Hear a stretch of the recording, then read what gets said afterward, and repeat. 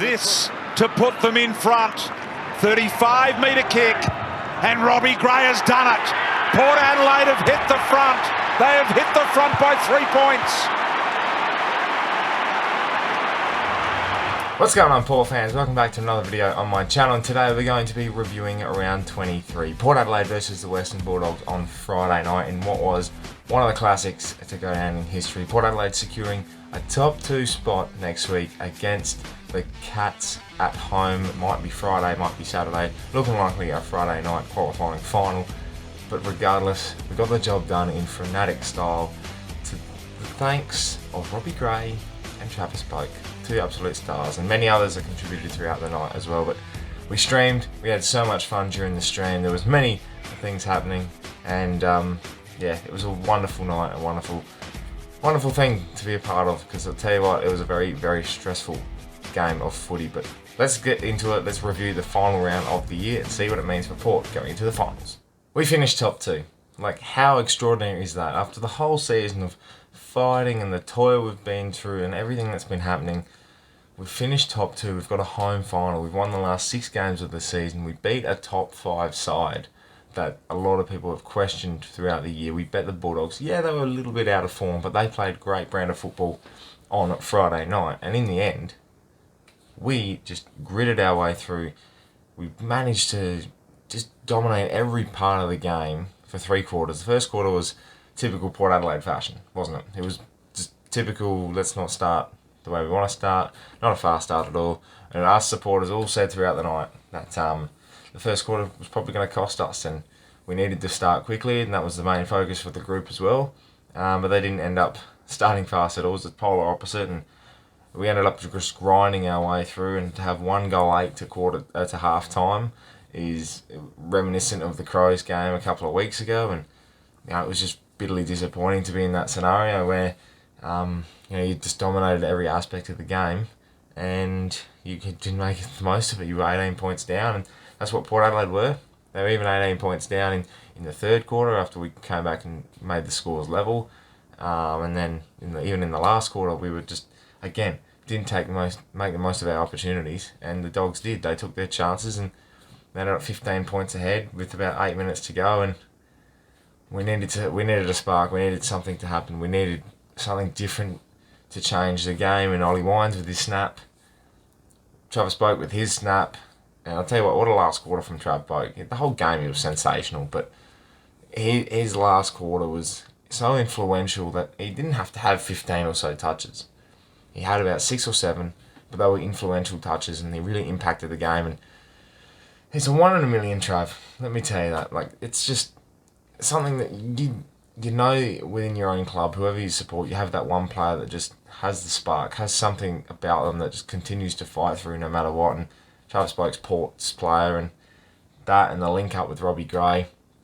I think Duck Wayne Carey said it perfectly in the commentary that if Trav Boak knew that it was not Robbie Gray in that pocket to kick the goal, then he probably would have had the shot himself. But knowing it's Robbie Gray, knowing he's the clutchest of players, there's ice in his veins, he took the opportunity, and Robbie Gray slotted it. And for the last 5 minutes, we were fighting, and the great thing about the last 5 minutes was it was a mature performance to hold on, but also not limit ourselves to attacking again. There was a couple of times we did attack. It was a lot of contested footy in that last 5 minutes, and we were able to take time where we could, a few chipping around and a few clearances and around the stoppages, and in the end, the last gasp shot from Bailey Smith, 60 metres out, flying towards goal, and a great punch by Marshall and McKenzie across the line to only secure that point for the Dogs, which means we ended up winning by 2 points. And I think that was the main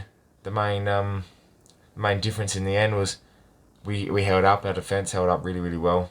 Burton was sensational, McKenzie was great. Tom Jonas was probably our best defender on the night, very closely followed by Alir, who was very good in the first half. And to keep the Dogs to just 10 goals in the end, after them getting the first 4 goals of the game, and it was looking very ominous. And that's something we're going to have to fix going into the final series, no doubt about it. Those starts are going to be crucial, and I have no doubt about it that we will be able to somewhat influence those first quarters as much as possible. But yeah, it was a strange old night. And a lot of emotions happening, and I'm just glad that we had Travis Boat, Robbie Gray, Ollie Wines. It was great as well because we were able to, the way we won wasn't with our key forwards. We went tall. We had 4 talls, and Georgiades unfortunately getting injured with his hamstring, which most likely means he'll probably miss the final series. And whilst a straight swap for Ratio Fantasia will be an easy selection, he brings so much. He brings a different dynamic, and he'll bring a spark. And unfortunately, we're not going to have that X Factor appeal about our forward line. Todd Marshall's a workhorse. Charlie Dixon will have his days, like he did on Friday night. He looks battered and bruised, Charlie.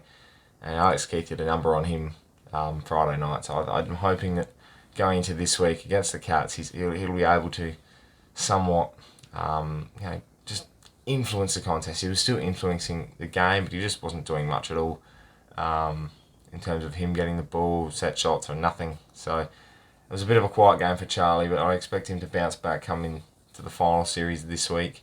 The other thing as well was probably Pete Laddams had one of his better games again. I think he stood up as a forward. That was great to see. He was good in the ruck. Scotty Iceout was sensational. I was very surprised about the Western Bulldogs with their ruck choice. Tim English, who's a very, very good footballer, great ruckman, he hardly saw him in the ruck.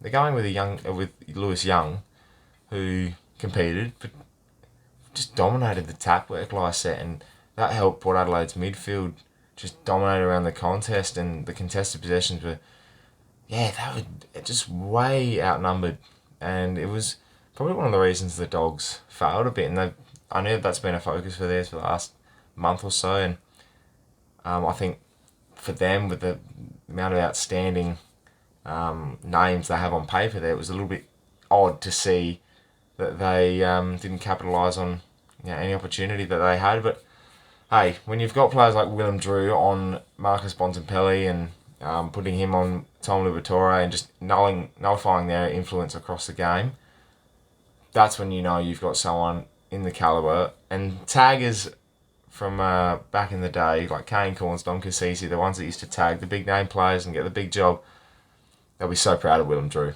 He was absolutely fantastic, and I'm not going to forget as well Connor Rosie, Zach Butters and Xavier Dersma had their influences on the night, and shows how much of an influence they have.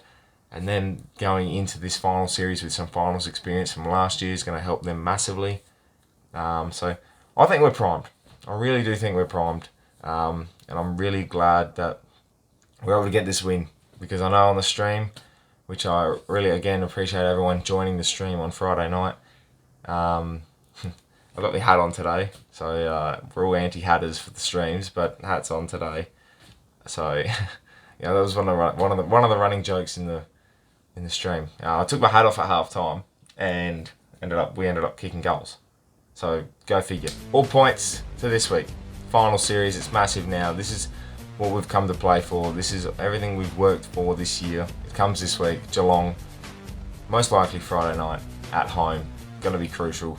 It's going to be a big week on ThePear as well. So make sure, if you haven't already subscribed, jump on board. It's going to be a massive week, a massive final series, and I'm looking forward to going on this journey with you for the rest of this season, because who knows what's going to happen, and I'm very excited for it. Thank you so much for watching this review of Port Adelaide versus the Western Bulldogs. Thank you again to everyone who's tuned in on the stream Friday night. Thank you to everyone for your continued support throughout this season so far. Let's have one hell of a final series, eh? Thank you for watching. My name is Anthony, and as always, go on ThePear.